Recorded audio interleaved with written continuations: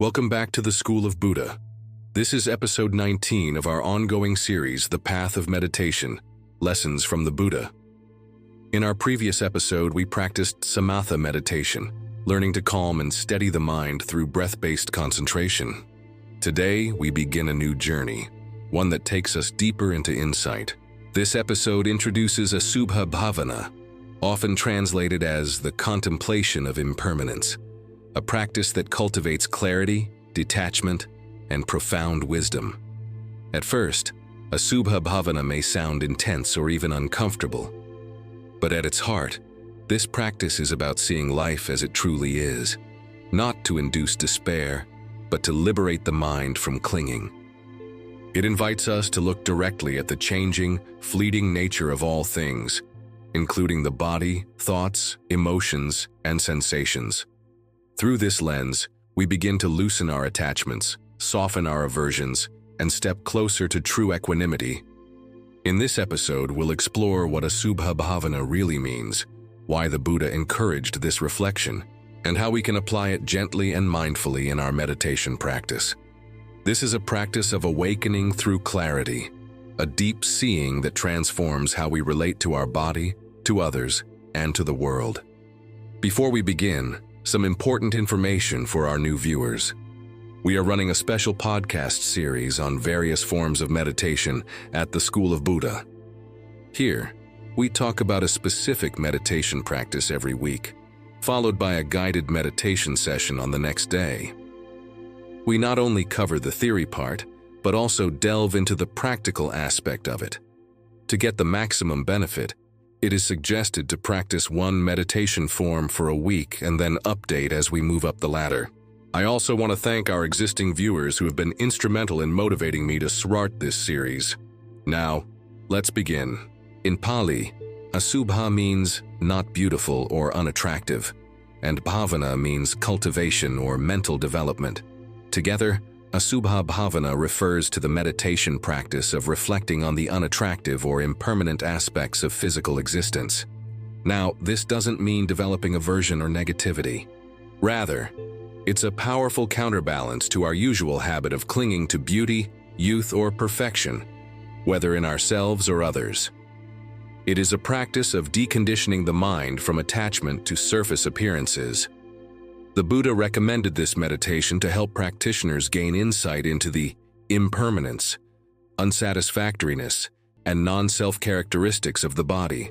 By observing the body's natural processes, aging, decay, and eventual dissolution, we begin to see it not as mine or me, but as a temporary vessel, subject to change like all things. This reflection is not morbid. In fact, it is deeply liberating. It teaches us to honor life while letting go of unrealistic expectations and illusions of permanence. Through this wisdom, peace arises, a peace rooted in reality. The Buddha offered Asubha Bhavana as an antidote to craving, particularly sensual desire and body attachment, which he identified as significant obstacles on the path to liberation.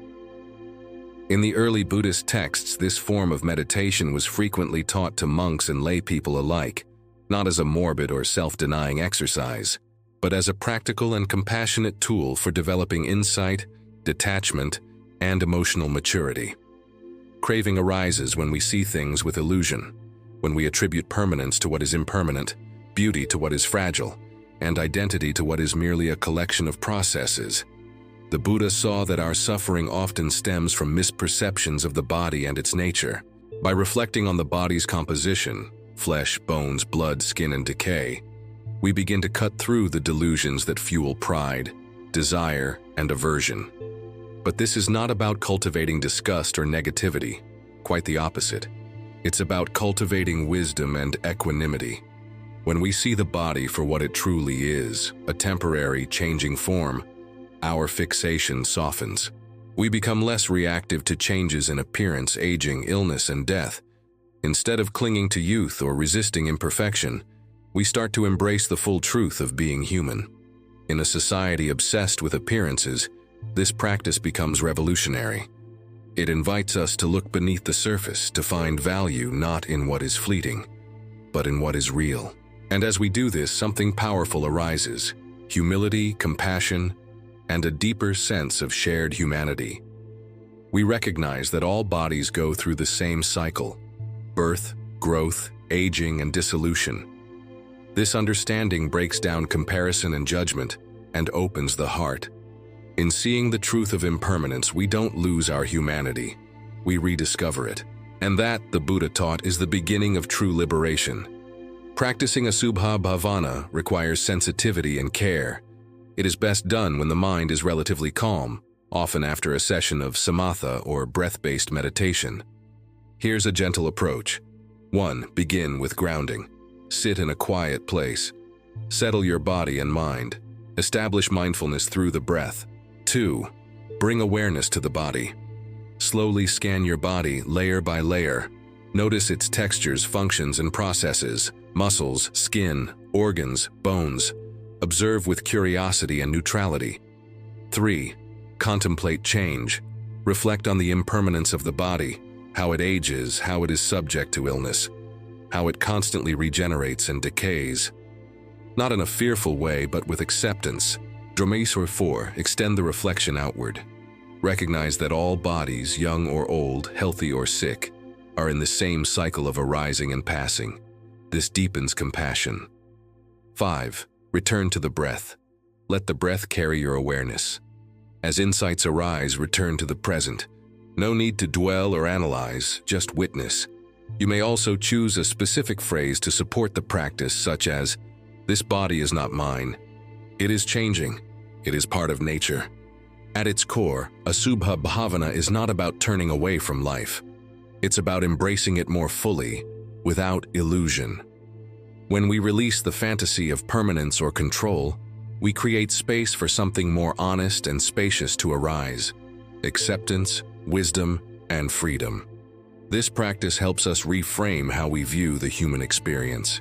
Rather than clinging to what is temporary or fearing what is inevitable, we begin to settle into a deeper truth: that all things arise, change, and pass away.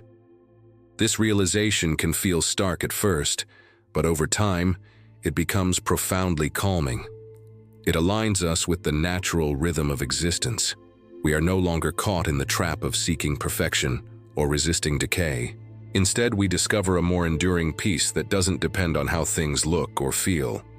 The mind begins to find beauty not in permanence, but in authenticity, in the quiet miracle of the present moment. Asubha Bhavana fosters compassion because we recognize that everyone around us is subject to the same laws of nature. No one is exempt from aging, illness, or death. This shared vulnerability brings tenderness and empathy. We judge less, connect more, and hold others with gentler eyes. Most importantly, it softens the ego. When we see that the body is not a possession or an identity, but a process governed by nature, we become less reactive, less defensive. Insight begins to arise not from analysis but from direct seeing. And it is this kind of seeing, the kind that is raw, honest, and unfiltered, that truly awakens the heart and mind. Ultimately, Asubha Bhavana doesn't take life away from us. It gives it back, freed from distortion, freed from fear. It invites us to stand in the light of what is real and say, "This too is sacred. This too is worthy of love." Asubha Bhavana is a powerful lens. It may be challenging at first, but it's also profoundly liberating. Through this practice, we touch the truth, not to despair, but to wake up. In our next episode, we'll engage in a 25-minute guided meditation on impermanence, applying today's reflections in a grounded, step-by-step session. If today's episode opened something new for you, please like, share, and subscribe to the School of Buddha. Please support the channel by subscribing to it or using the thanks button below. Please remember that it is only through your support I am able to run special podcast series like this. Before we close, I invite you to reflect and comment on the following. What illusions am I ready to let go of? How might accepting change bring me peace? Until next time, stay mindful, stay present, and keep meditating.